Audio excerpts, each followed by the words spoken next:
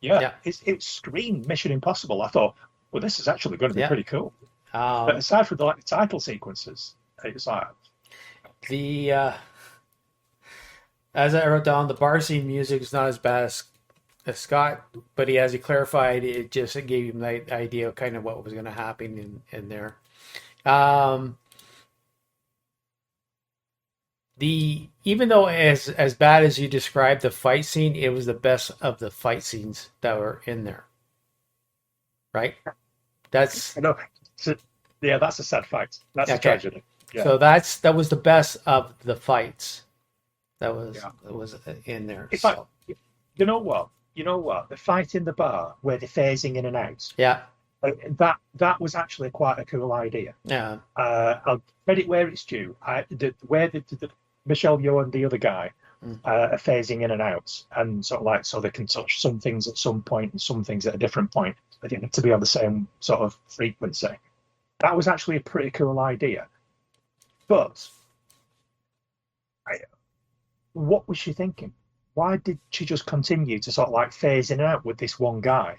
There was like there was a whole team of people there. It's sort of mm, like why did she not just at one point? I think she ended up having her face thing damaged. You know, yeah, it's sort of like, well, while he's while you're both phasing, just turn yours off.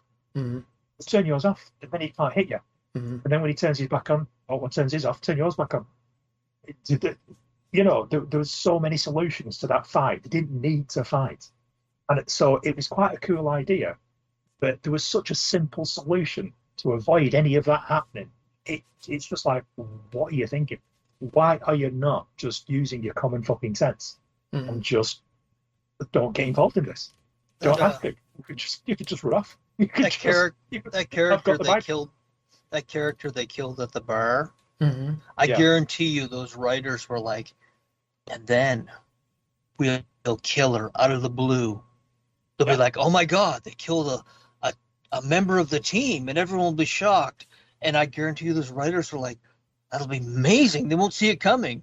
We saw it coming. No one gave a shit. We didn't care Yeah, the character. It I was a didn't give a weird shit. Like, character. okay, yeah, It yeah, was a pretentious dick of a character that we didn't know anything yeah. about. No one cared. But in that writer's Nope. room, I would bet money. I would bet $500 that they were like, and then we'll kill her, yeah, and no one will see it coming, and they'll be shocked. And it yeah. was so I don't. weird. Her only I'm not even ability sure was to heights. make people horny.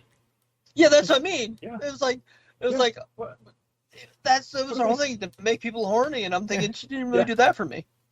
You see, I'm going to disagree with you to an extent, Scott, because I think that they just thought at this point in the movie, then we need to raise the stakes and we need to show people that these guys are expendable and they can be Yes. killed. So we're going to kill one of them. But because we're such bad writers and we don't have very many good ideas, we're not going to kill any of the characters that we think might be cool. We're going to kill the one that we put no thought into whatsoever and nobody's going to like. And that I think that was the thought process. I think it's just like, right, we're about 20 minutes in, guys. We should probably kill someone. Who we're going to kill? Ah, fuck it, that one will do because we don't have anywhere to go. Because she doesn't have any skills or abilities that are actually going That to be one will do. utilized in the story that we've sort of thrown together. Mm-hmm. So fuck it, let's just do away with her. Yeah. And I I think it was got literally just that. Um, I don't know the reasoning why to have now. I couldn't pinpoint the accent. I thought Irish. Oh yeah, the Was Vulcan it guy. Irish? I think it was kind of supposed to be Irish. Yeah. Yeah, I wasn't sure. It didn't sound English. It didn't have that heavy drawl that and actually accents within the empire. United Kingdom differs from region to region, real close. But mm, I didn't think it was Scottish. So the closest I could figure was an Irish yeah. accent. It was Irish. Yeah, sometimes it was more Irish than others, but it was definitely supposed to be Irish. So right this says you've got a Vulcan character and you give him an Irish accent Mm, and he has none of the traits of a Vulcan. So talk no, about someone who's going to stick out like that when you see a yeah, Vulcan laughing like crazy and then speaking to you in Irish. Now, I'm going to give a bit of leeway and just say maybe that's the way the universal translator figuratively speaking. But that was fucking stupid. Yeah. Welcome to Section 31. You're all covert operatives, but you don't have to actually hide any of this. You know, you don't need to blend into a situation. You don't need to go covert. You don't need to fly under the radar. You just go into the middle of a crowd and start behaving completely abnormally. Yeah. Hey, there's a Vulcan over there, and he's laughing his nuts off, and he's speaking this. It's not Vulcan. Oh, no, okay. Well, he's a dead giveaway. Yeah. Well, when I saw him laughing at the table, initially, first I thought, well, he's going to be one of the main characters because he's standing out. He just stands out against everybody else. But I actually thought he was going to be like a Romulan or something. That's what I thought. Then when they said it was Vulcan, and I thought, well, that ain't right. You've clearly never seen Star Trek. Yeah.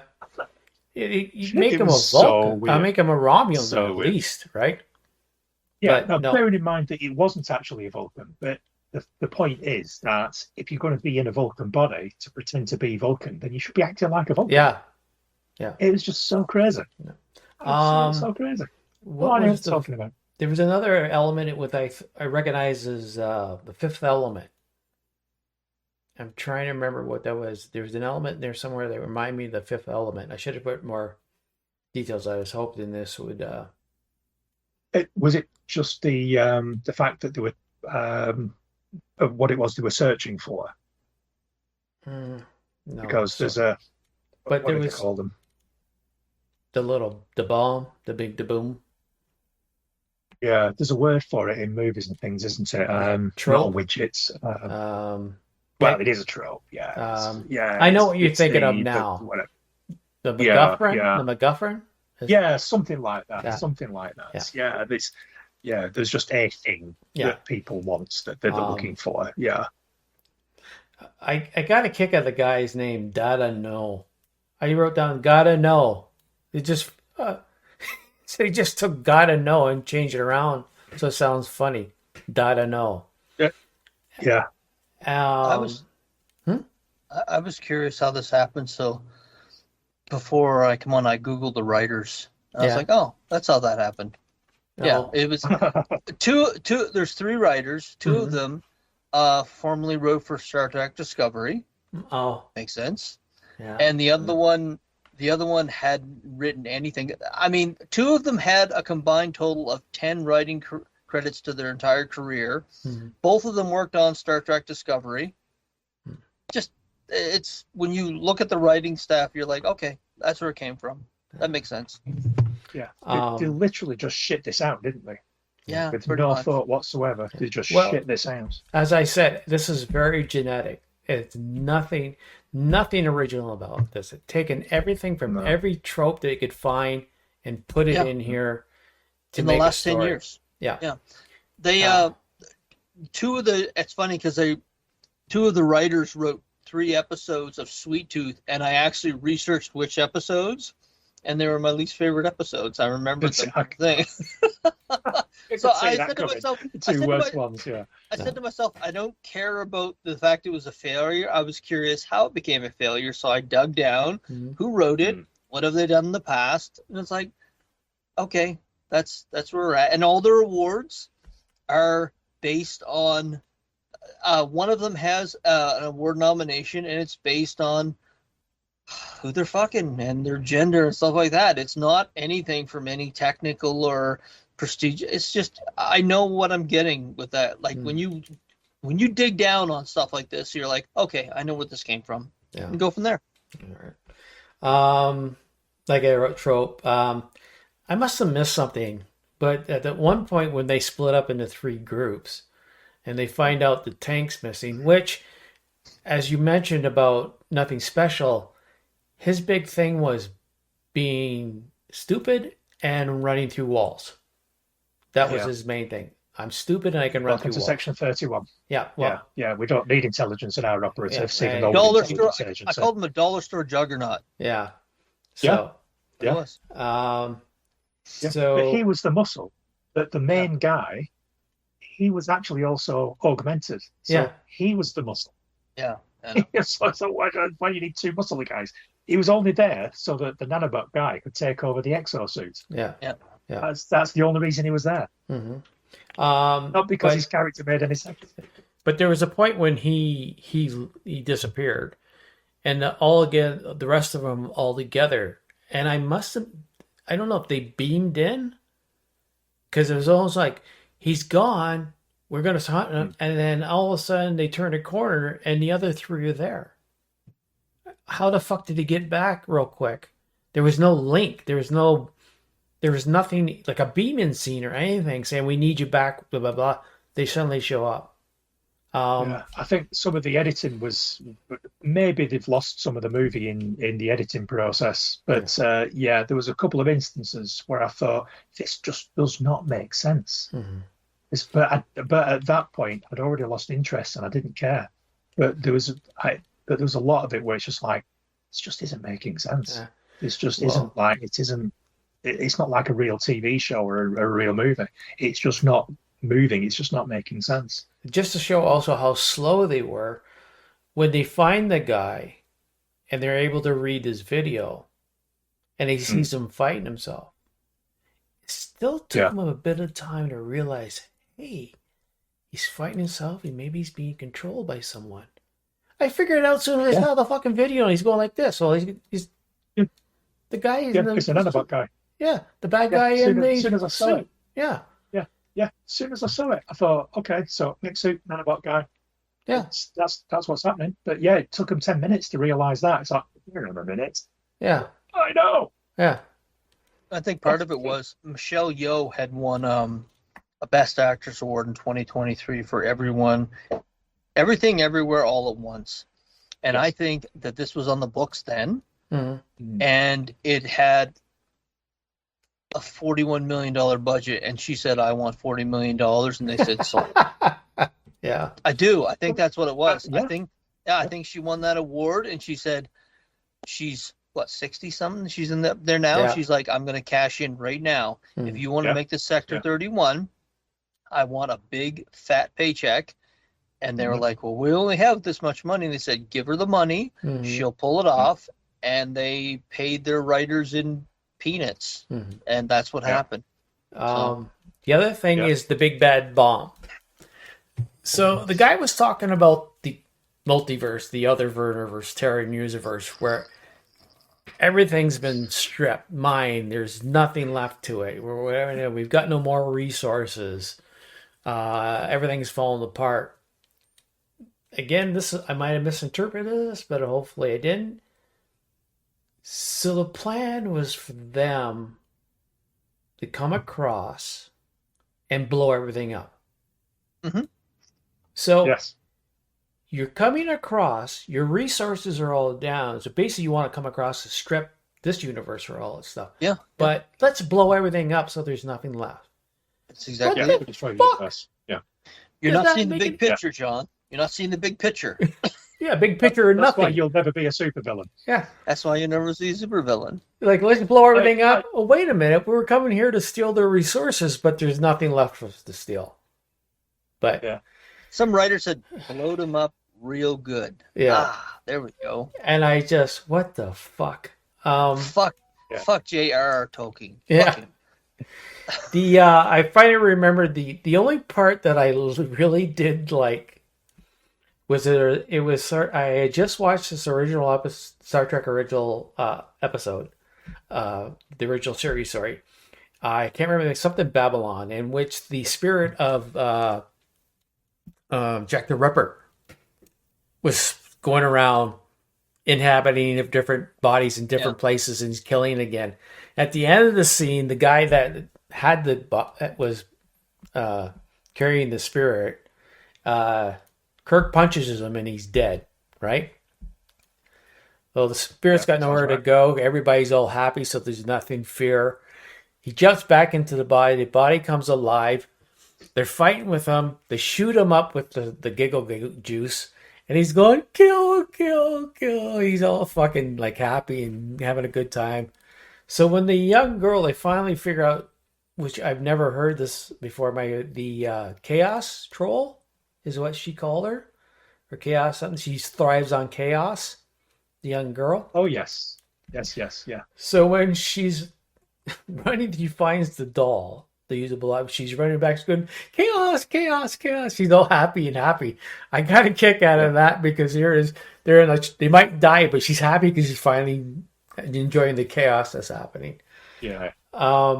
So that's, I mean, I could have probably wrote down a whole bunch of more shit, but there's a pedigree of writer in Hollywood now that don't know they're writing caricatures. Mm-hmm. They really are not self-aware enough to know I'm writing a caricature when I'm doing these characters.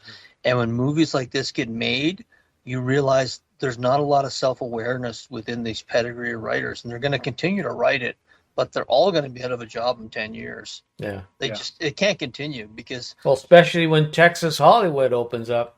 Yeah, I mean, that's why there's a relationship between what we saw in Sector 31 and the fact that they're making statements like that, because I don't see how they continue to do it. There's got to be a reckoning, and there has been the last year or two where they've cut down a lot of projects because they're like, wait a minute, no, the bean counters have taken over. But I think it's just a shift. I'm going to tell you, it's run by the mob now, and they're using it money laundering. Money laundering. This was a money laundering movie. It sure shit felt like it. Because some of the stuff they're putting out, and they're throwing money at shit, and it's going through, and they don't care. It seems like they don't care if we made a lot of money because we've cleaned our money. And it's so, yeah. After we do the two shorts, I don't have any comics this week, but I do have a conversation about the comic industry and where it's at right now. Anyway, we can lead that into the diamond stuff, even though we don't have a lot, but that probably can lead into the diamond conversation. Okay. Fair enough. Okay, so unless you guys have anything out, the general thing is Section 31 sucked donkey dink. It was extremely disappointing. Yeah. When you watch Michelle Yeoh from the first couple of episodes of Star Trek Strange New Worlds and her character in this, you would think it was her twin sister because they had no fucking relation to one another. Yeah. It's amazing. Yeah. It's like she won that Oscar. It's like she won that Academy Award, and she's like, okay, I don't need anything else. So because they can't take it off me. So exactly. Yeah. So we're gonna go now to a couple of smart. There's a channel on YouTube called Dusk, and they show small films, independent films, shorts, sometimes longs, an hour long. Sometimes you actually get well-known actors to be in their films. So if you want something quick to look at, and sometimes it can be very good, and sometimes it can be very bad, like anything else. So there's one, and I'm going to pull it up so I can get any information on it. Get rid of that. Yeah, the synopsis is not very good, but the first one is Roe and Stardust. And it's just as a free-spirited teen fulfills her terminally ill grandmother's dying wish to build a rocket ship to launch her into outer space. Now, the start of the thing, it kind of said that they found an identical Earth. They transported the best in their math. Math and science. Math and it science. Still looks like East LA. And to this planet. Yeah, transported all the old cars and buildings as well. Yeah, and then they transported everything, the people there, and then something happened where they weren't going to take anymore. I should have went back and wrote the headline. Well, what happened is they transported them all there. Yeah. And then they decided to abandon the project and left them stranded there. Yes. Yeah, they could bring them back. Yeah. And I was, in East LA, from what you can tell. Outside. But wasn't the identical planet had its own inhabitants? Because they said the inhabitants there were just like it, but they did very well in math and science. So they took all the Earth math and science people and they took them there. Correct? Yes. Okay. So apparently they're not that smart because their civilization was East LA background. Now, before we really start repping, we can only the actors in the production that did that. They can only work with what they got, so they had to work within LA. They couldn't. I assume they didn't have a lot of money, so they can't go shoot somewhere else or high tech buildings or use green screens or something like that. Okay, you give them But that. the interiors, I was like, wait a minute, you could have made an interior look a bit futuristic. Yes, you're right. Like, So yeah, the same, everything's the same. It's like they transported everything from Earth there to East LA. East LA there. If I saw Chong there, Cheech and Chong, I'd be like, you fuckers, I can't believe you did that. Go along in the van, Yeah. And Yeah, I'm sure someone was listening to NWA at one point. All right, cut. Yeah. We don't have the copy for that, copyright for that. So the only real inclination that you are on another planet is the background where they had 3 planets, right? yeah. But and the girl painted blue eyebrows on herself. That means it's from the future and on another planet. the Or the 90s, early 90s, Bill DeVoe. Yeah. so the grandmother was building a rocket ship so she could die among the stars. Yeah. But she wasn't an engineer. And the rocket ship, I don't think anybody could have fit in it to begin with. It was so small. I think they just used Oscar the Grouch's trash can and just attached a couple of aerosol cans to either side to use as jets, and I think they called it a spaceship. Zephyr Cochran would have been proud. Yeah. So, and she finally goes off to the stars. Now, off screen, yes, in this broken arm, and so I want to give him credit for doing it. All right. Because, yeah. 100%. We didn't do it. We didn't do Absolutely. anything. We didn't do anything. We haven't met a movie or nothing like that. So at least they took their idea and put it on film and made it something. Absolutely. They succeeded in that respect. 100%. Yeah. So, but I would have waited a little bit longer to maybe do some of the small things that would have helped a little bit more. Like maybe make a futuristic looking living room and kitchen, and maybe take it someplace out where there were cars driving around all around from East LA. Have the at least someone in the family background that could build something like this and not work in other conditions. But I will say I did enjoy it more than Section 31. Yes. For all its faults, I enjoyed it more in Section 31. Yeah. Because it was kind of an original idea. Didn't steal any tropes really that stood out to me. So, and it was just so that's my thoughts on it. Was it great? No, a lot of to pick out. Yeah, but I liked it better than Section 31. So. Yeah. I think if they had taken David Bowie's Major Tom and just stuck it in there, no one would have said anything. Yeah. And I think it would have helped. When she was taken off, his ground control, just, do the whole thing. And no one would have said anything because they wouldn't have cared. And I think it would have added to it. Yeah. And fuck copyright. I doubt his widow's going to show up and say, look, fucking take that off YouTube, because they wouldn't see it. Yeah. And it would have helped. Yeah, it should have. His widow would probably have watched that and just thought, you know what, you can have that one on me. I'm not. You do need that. I'm not kicking the dog today. Today. No, you could. You know what? You keep it. Well done. I do like this type of thing. I do like these short movies. I've seen quite a lot, especially science fiction related. Because you tend to see quite a lot of creativity. You tend to see quite a lot of ingenuity. So I do like going out of my way to watch these short movies. These film students sometimes hit gold, and they come up with some absolute gems. I've seen some good ones. So, one of my favourite movies is a zombie film called Colin, and a bunch of film students made a movie from it follows a zombie around, and it's kind of a zombie apocalypse from the zombie's perspective. And he's just wandering about, getting involved with sort of like groups of survivors, that sort of thing.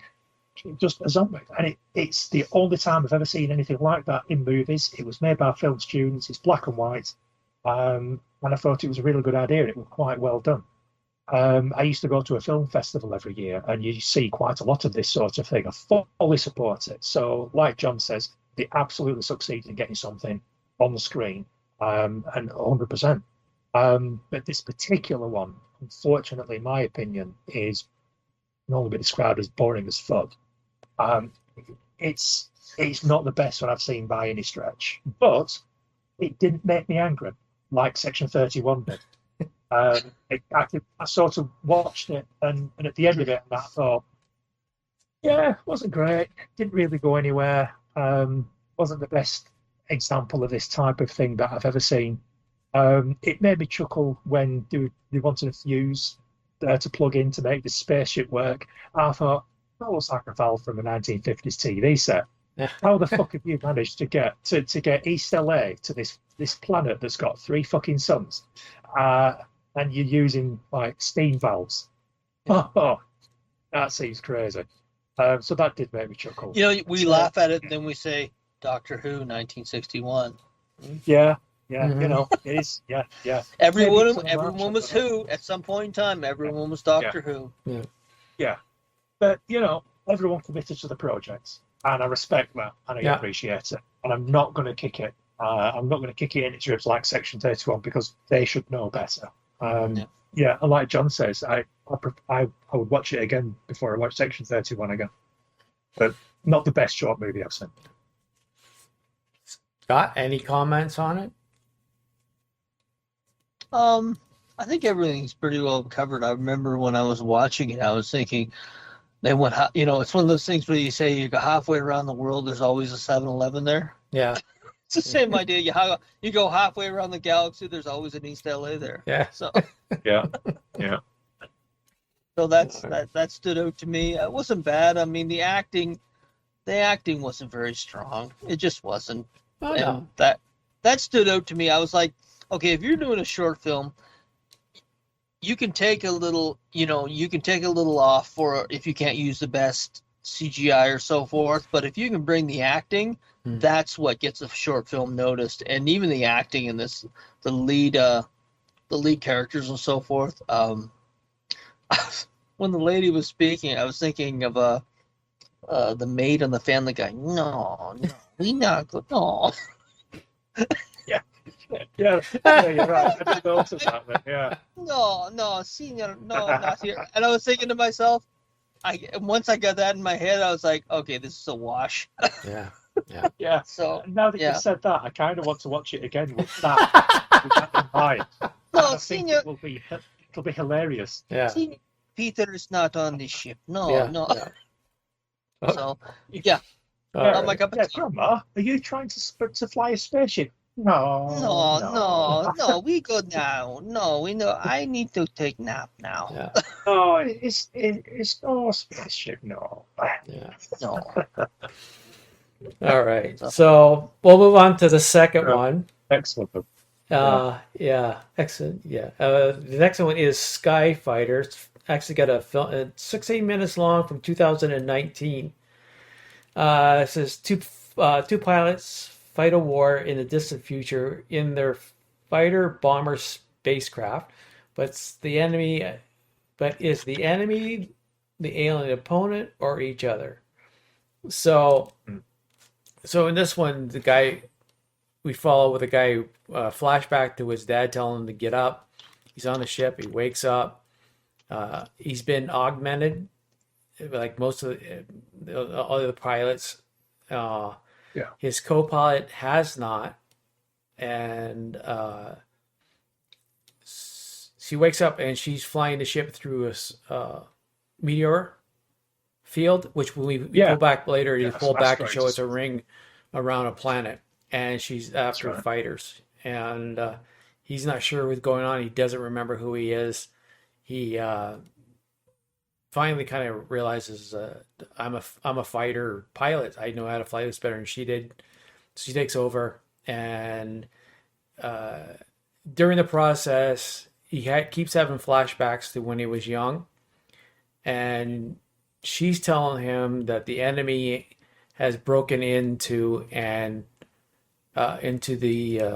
mainframe. I can't remember the main part, but the main system where all the pilots have been uploaded with the information they need for their fighting and flight. She's trying to convince him that it's a software bug and that he's been reprogrammed to believe the same thing. And it's in the conflict of him trying to not believe her and believe her trying to convince him that it is. I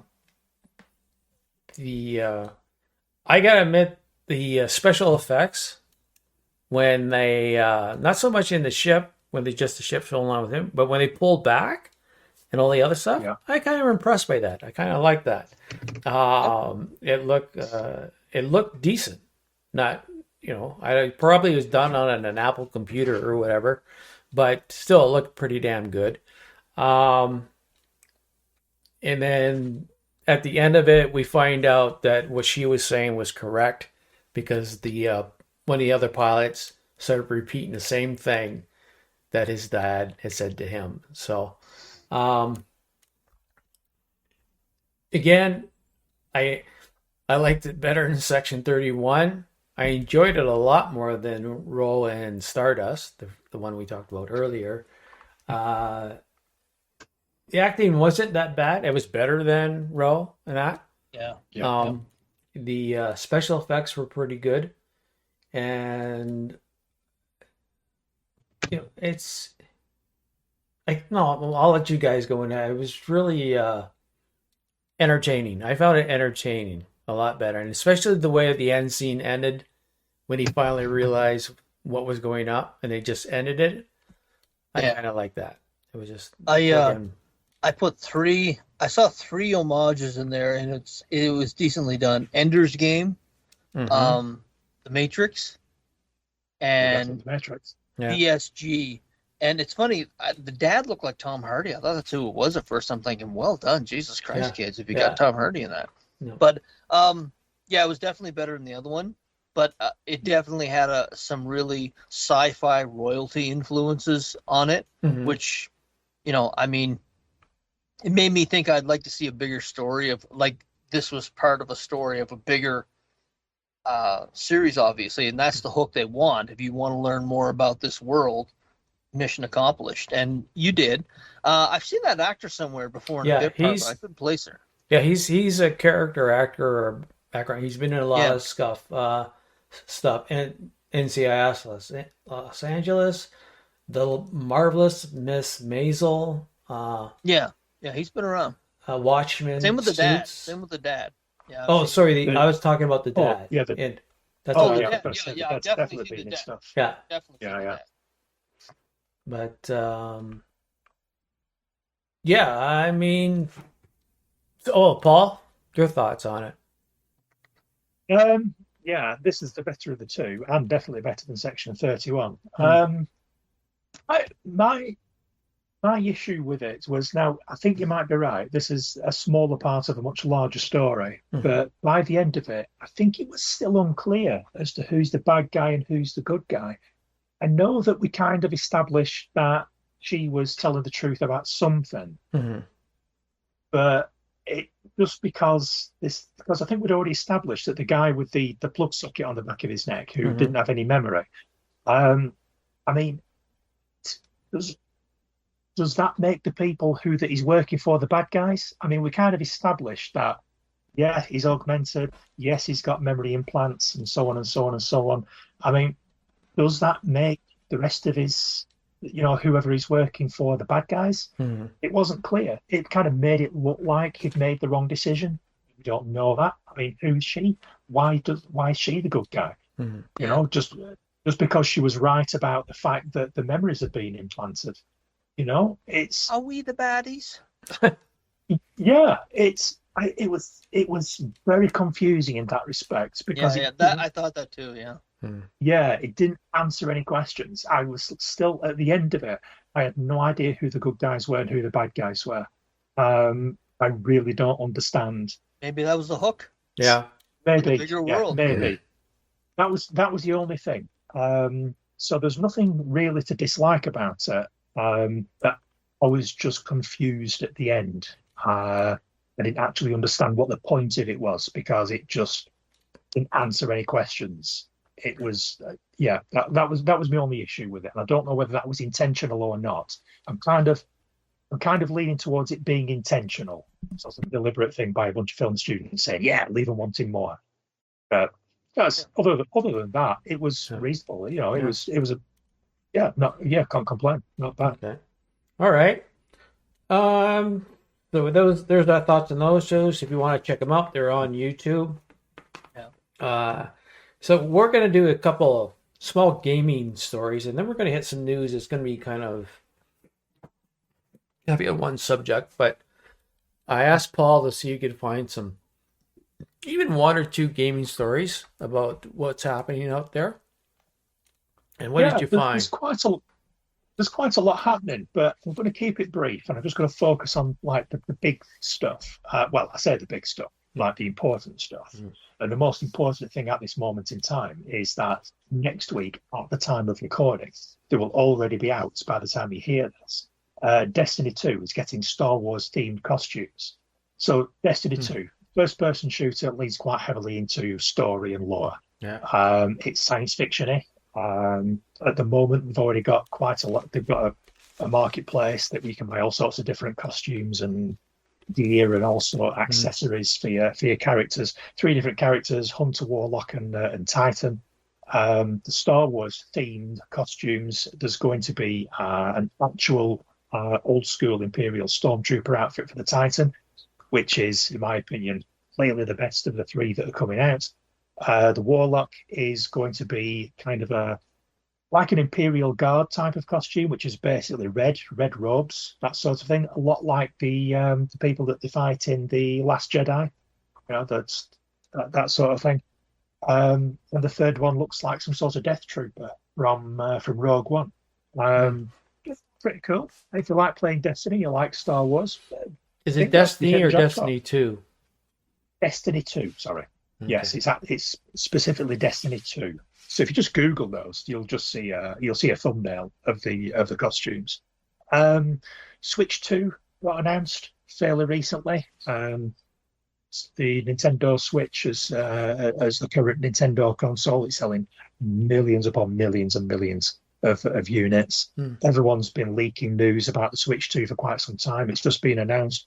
We're going to get more information in April, I think it is. I think it's something like the 2nd of April. There's going to be a massive announcement. Hopefully we'll see the hardware specifications. We'll see some games that are coming to it. We'll see a little bit more about the unit itself. It essentially looks identical to the first one. It's basically a tablet-sized screen with a couple of controllers attached onto the side that you can remove if you're going to be playing it remotely, but I'm not going to get into that now. So basically, the Switch 2 is slightly bigger screen. It's been released with an LCD screen rather than OLED. It looks like you might be able to use a detachable controllers as kind of like a mouse functionality, which kind of sounds interesting, but I'm not overly concerned about. I'm not that bothered. What interests me most about the Switch 2 is that the hardware specifications are allegedly going to be on a par with the PlayStation 4. Now, rumor has it that they're going to start converting PlayStation 4 era games to the Nintendo Switch. So you'd be able to play all of those on a handheld device if that's the type of thing that might interest you. So it's going to be usual suspects like Ubisoft and EA are probably going to be releasing some games for that, but we'll know more about that in April. So that's kind of latest news about that. So we're just waiting to hear more. Very quickly, the biggest news I say news, it's an ongoing thing in the Xbox world at the moment.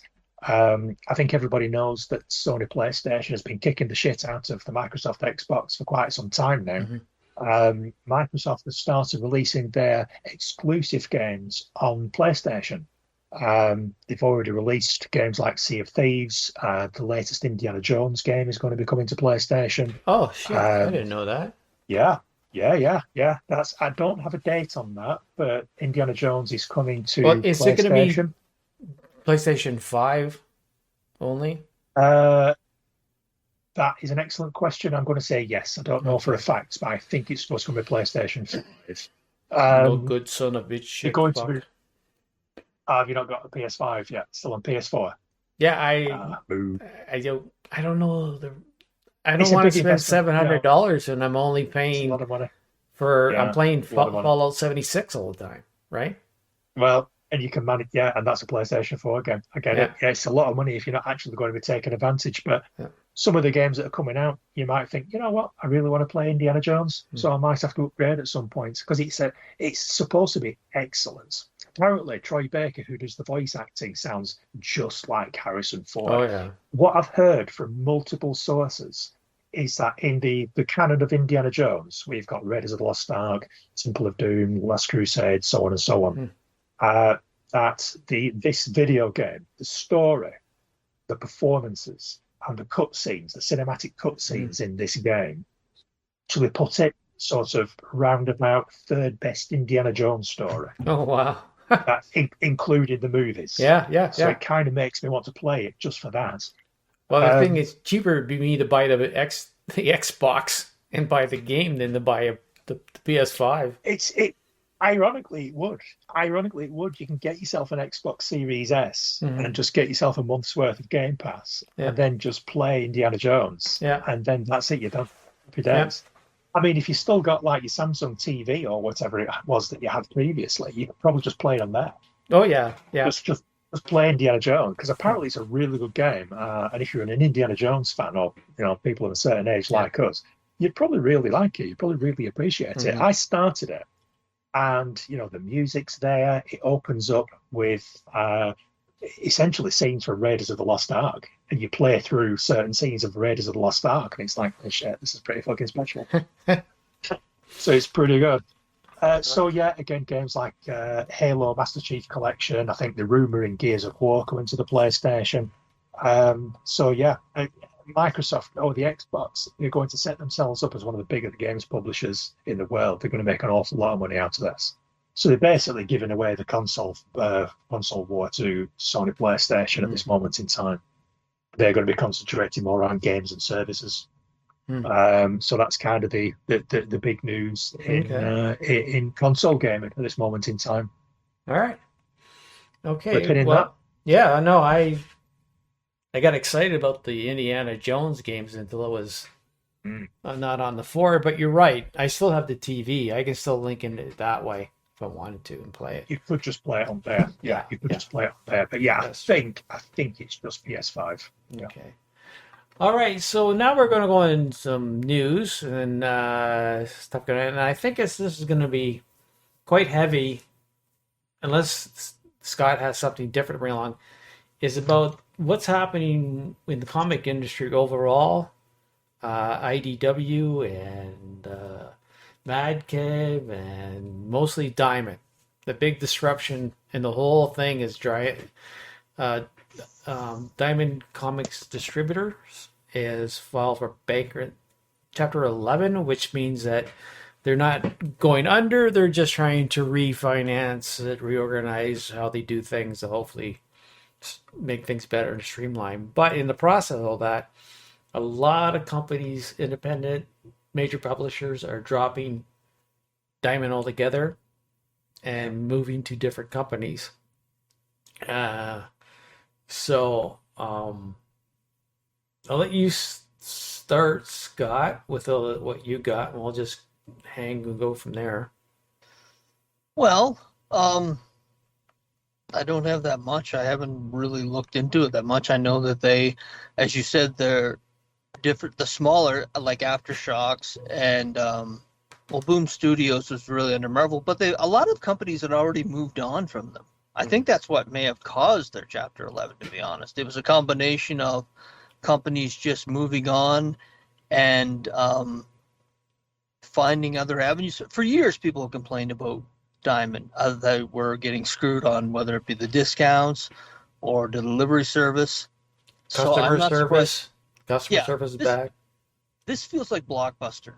This feels like Blockbuster. The people used them for years because they had to, Mm. and when they found other avenues and other ways of getting the product either to market or access to it, they just left them. And I think that's why I don't.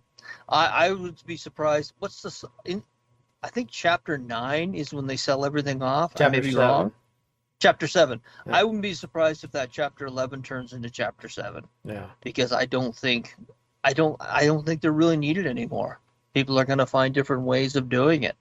I can't see a way back from this, really, to be honest. No. I don't know how they're going to turn it around at this point. Yeah, it's like bringing jobs back to Canada or America that's already overseas. It's just not. I don't think there's a way this comes back. Yeah. That's what reminds me. It reminds me so much of Blockbuster. I just think it's a mode of supply chain that is no longer required.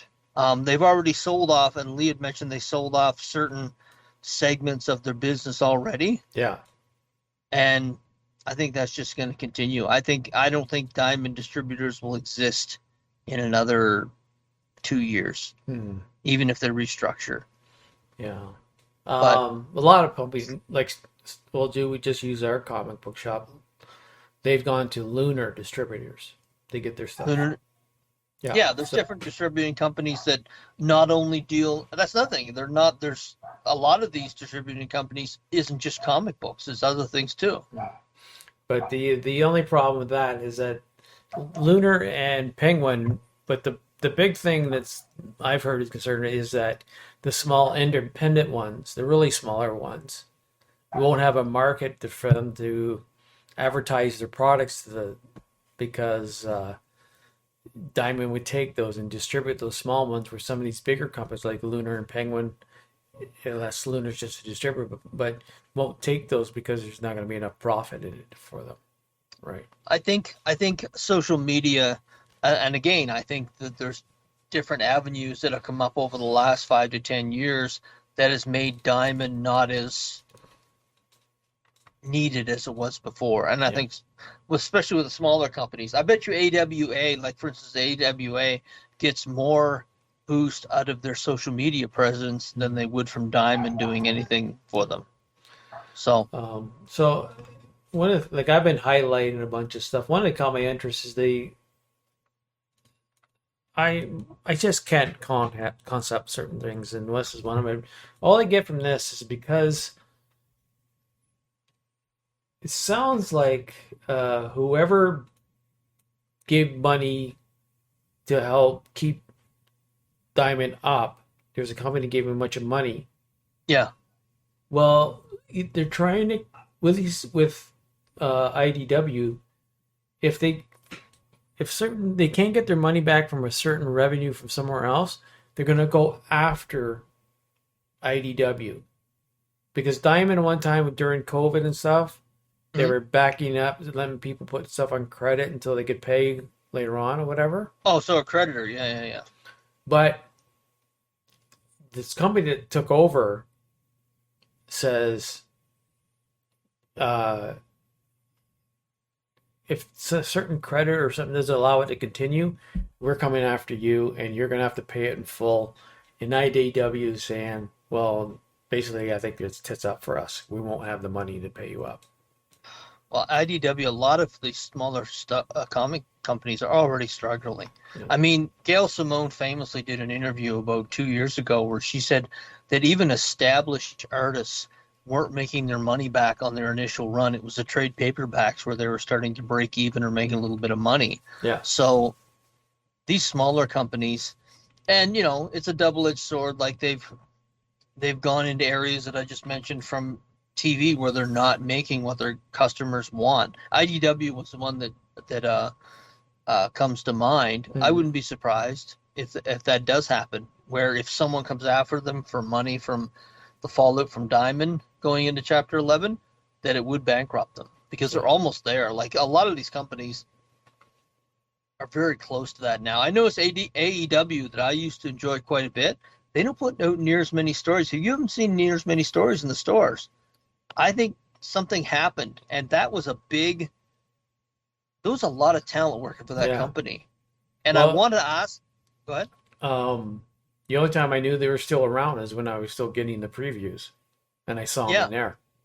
So yeah. I thought they were done.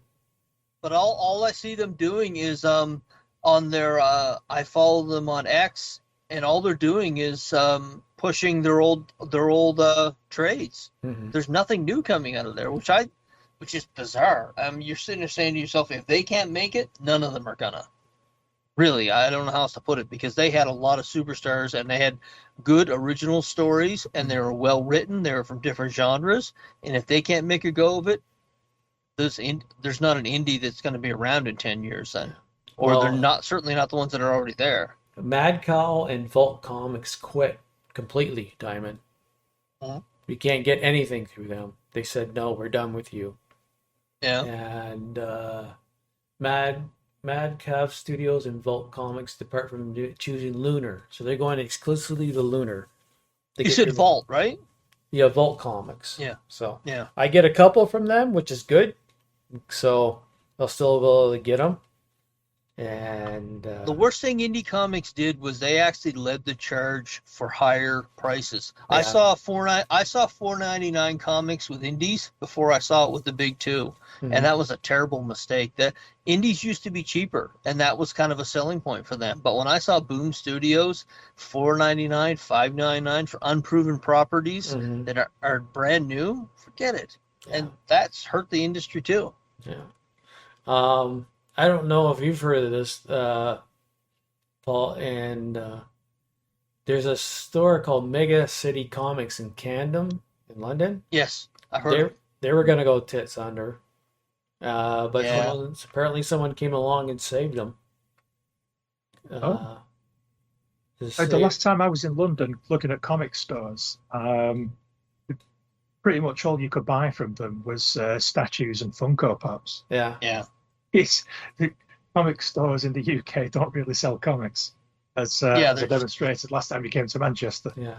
Yeah, they're Yeah. just unpacking. They unpack a store, they get it from a catalog and set up the shop. Mm. Yeah, so Yeah, it's yeah. well, their sign out front here it says Mega City Comics, graphic novels, and Magna, Yeah. or whatever. So maybe Magna. they changed a little bit, you know.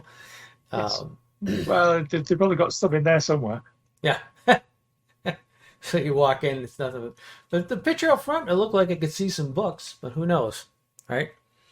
There's as far as Yeah. comics that I read now monthly, I don't think I've read with less interest in a while. Like I read a lot of Marvel, I don't read a lot of DC, but the Marvel writers they have right now, there's about 4 or 5. And I'm getting comics now that I don't think I'll read, and that's not a good sign. Yeah. The X-Men launch that's coming up, Yeah. the books that they're going to base this new X-Men launch on, fuck, I mean, I don't get it. I don't know where they're going. I think, and we'll know in like 3 to 5 years when they bring it out, they're going to have Cyclops and about 12 X-Men that have vaginas. That's the only thing I can see. Because they're focusing on Scott Summers and they're giving every female X-Men who ever was an X-Men, right Mhm. down to like Dazzler, they're just giving them all comics. I think that's what it's going to be. It's going to be the handsome dude that's going to be Cyclops, and the rest of the X-Men are all going to be female X-Men. Hmm. From what I've seen, that's what they're doing. But they did that with the Avengers in And then 2012. and eventually they'll have some of those X-Men female leads bumping uglies. Yeah, I that's what they'll do. They're doing it in X-Force. They're doing it in the Uncanny X-Men, and I don't think they see the writing on the wall. This Captain America coming up in 2 weeks is going to be a big watershed moment for them. We'll see how it goes, but I've never enjoyed reading Marvel comics less than I do monthly. I love Jonathan Hickman's stuff on the Ultimates, and that's been brought up too. The Ultimate Universe is actually getting a better reception than the regular 616 universe. People are loving the Ultimate the Ultimate Spider-Man series from Hickman, and I had heard that it's outselling at 2-1 the regular Amazing Spider-Man series, and that's the way I feel about a lot of the books. There's a few writers that I look forward to. I would say 4 or 5, but most of them, I have a list now of like there's like 5 to 7 writers. I just won't read their stuff now Hmm. because I know what I'm getting. It's not very good writing. It's very ideologically driven. They don't know the characters because you can tell they've never read the comic books because they come in with their own take on it. And you can have an own take on a character. You can give them new adventures. But when you strip them of these main characteristics that have been around for 50 years, Uncanny X-Men, they've blinded them. They've given them PTSD. This is Wolverine. Yeah. And it's just, I don't fucking understand why Gail Simone's doing that. Do what you want, but don't be so obvious about where you want to go. And that's kind of where they're at now. They're trying to prep their readers for the X-Men in the MCU, but I just don't see it. I can tell you, if you're a speculator out there, I can tell you what comics to buy for first appearances that I know are going to be in the MCU, because they're positioning these characters who have never been popular, who have never had a moment where people said wow, and they're going to put them in those X-Men movies. And I don't know whether there'll be an audience by that point in time. It depends on what it looks like 3-5 years from now. Yeah. So I think by the time you see X-Men in the MCU, I don't think anyone's going to give a shit anymore. I think they've just been teasing them, and we've just been waiting for so long. I think ultimately everyone's just going to be like, oh. Even 5 years ago, people said there are zombie IPs. When I first heard that thing about zombie IPs, I was like, what the fuck's a zombie IP? As I said, it's a brand that doesn't know it's dead yet. Yeah. And I never would have believed that even 10 years ago. But stuff like Star Trek, I can see that being where 20 years from now, just no one's making Star Trek stuff because it dies with this generation. And, I've seen online conversations where they'll say, I don't take my sons to this Star Trek, or I don't, Star Wars or Star Trek or Marvel. And I've never thought I'd see in my lifetime where people would be like, nah, I don't care. I don't care if the new one's out. I'm not excited about it. I'm not taking my grandson or my son to it. I never thought I'd see that in my lifetime. Well, we'll see. We talked about it last time, and you said you listened to the show, Paul. I think I'm getting burned out. It's lost its excitement. I'm oversaturated with so much. It's like I miss the days when we would crave it so bad that we would take anything. You never get tired of good things. You never get tired of good things. There's a bigger story there. And kind of related into it, Sue's been watching Arrow. She's been rewatching the series. Yeah. And she's been doing it over the last 3 or 4 weeks. And I'm not watching it with her, but she's been watching it, and I'll sit down, I'll see Grodd, I'll see Reverse Flash. And she got to season 4, and she got 2 episodes in. This was just on Thursday night. She said, I don't think I'm going to watch Flash anymore. And the look of bewilderment on her face, because you forget it when you're watching it weekly, how good it was and how bad it became. But when you're watching like that, she's like, this is terrible. I don't think I'm going to watch Flash anymore. And it was like, was it like this the whole time? And we're like, yeah, it turned on a dime where they just said, okay, we're going in this direction.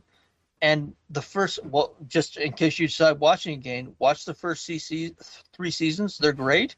But she's 2 episodes in, and it's this hokey shit. And she just said, I'm not watching it anymore. So And that's a normie. Absolutely right. That's a normie. That's not one of us geeks. That's a normie, and you need those normies. That's how you become what's become big. When it's someone who just won't watch it for the sake of watching it, it's got to be good. Yeah. So that's kind of where we're all at now. And I'm going to wrap this up shortly because it's fast approaching 7 p.m. Absolutely. and I'm going to need to go and eat dinner with my wife at some point. Okay. Succulent Chinese meal. I thought you were having a heart attack there for a minute. You're rubbing your shoulder like, I think I'm going to fucking die here. Losing muscle mass. I'm losing muscle mass. No, I'm upstairs in the bedroom. Holy fuck, yeah, it's almost 12 o'clock here.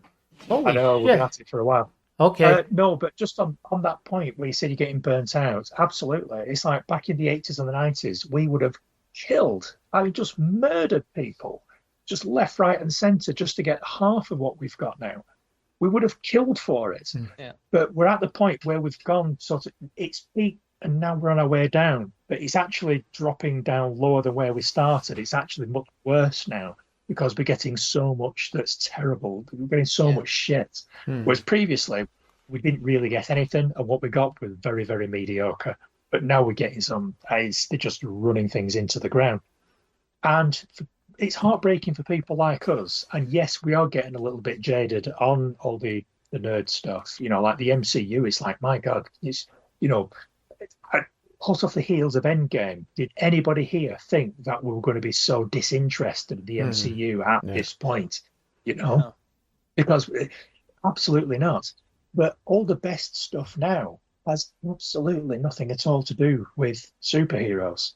It's like there's a lot of good TV. Like, I don't want to start up the conversation again because over the past two shows we've talked a lot about slow horses. Yeah. But how much better is that than anything else that's been done by Star Trek, Star Wars, MCU, DC? It's so much better, and it's about spies. It has absolutely nothing at all to do with pop culture. It's not even leaning into James Bond or Mission Impossible. It's just an original story with original characters based on a series of novels. It's fucking brilliant. And that's where we're at. There's lots of good TV and movies out there, people. But unfortunately, there aren't many of them are actually anything at all to do with superheroes anymore. We're in a bit of a low point at the moment, and it's probably going to be about 10 years or so before it starts to get better. Someone made a comment about Daredevil. Maybe I mentioned this in the last show where he said that he made fun of the Netflix series, which I thought was very bizarre when he talked about just, guys sitting around expositioning in a scene. And I'm thinking, are you telling me this new series just going to be bam, pow, wham? Is this just going to be a rock'em sock'em Daredevil? Because those conversations in those rooms are what made that Netflix series. Mm-hmm. And to hear the showrunner of this new series in Marvel say something like that, say something as uninformed as that, was very weird to hear. But we'll see how the series goes. Yeah. So I'll let you into a secret. I'm being very cautious around the new Daredevil. The trailer looks amazing. Yes, it did. The trailer looks fantastic. But it was action, just a lot of action. Yes. But we're talking about a whole season of TV here that we need to get through. And it's more than just punching. Daredevil is more than just punching. Mm-hmm. It's about investing in the characters. And we'll see. And I'm very skeptical. Oh, I'm taking it with a grain of salt too, right? I'm not just walking and say, let's see what they're gonna do. And if it's all punch and punchy, it'll get boring really quick. Yeah. If they shit the bit on this, their goodwill's gone. Yeah. Mm-hmm. Absolutely. I was just going to say the same thing. Final word on the subject is if they ruin Daredevil, that's it. We're all out. We're just going to turn the lights off and leave, and just leave the key underneath the doormat for the next people to come along, because there's nothing left for us at that point. Yeah, it's a Hail Mary, guys. You've got to score with Daredevil, otherwise we're out. Yeah. My wife just texted me, so if your cat texts you there, but John, then it's a wrap. It's a wrap, folks. So that's gone longer than I thought it would. Hints coming from outside the store. I definitely All right, we'll end it there. I will contact you on Blue Sky for the next time, Paul, so you can get right down there. After I'm just it's hard out for me tonight. Get right out of there and get going. So from Paul, Seymour Kuntz, and myself, thank you for dropping by, listening, and that's about it. I'm not on the podcast isn't really on social media, but I am. So folks, bye. See you later. God bless. Bye. Okay. Ladies and gentlemen, my mother thanks you, my father thanks you, my sister thanks you, and I thank you. That's all, folks. Thank you. Come again. Why you little? Hello. John, are you there? John? I think he just left the football on. Good, because he's a cunt. Shit. He's a bit of a cunt. He records all this, so I hope that he listens to it so I can tell him how big of a cunt he is. I bet he doesn't listen. Well, he'll have to, because he's just left it recording, I'll bet. He'll have to know when to stop it and start it. So he'll have to edit it. He'll have to edit it, so he'll know right now that he's a cunt. Well, you're a terrible person. I don't think he's a cunt at all. I think he's lovely. Cunt. Oh dear. There's that cunt's arm right now. Look at that.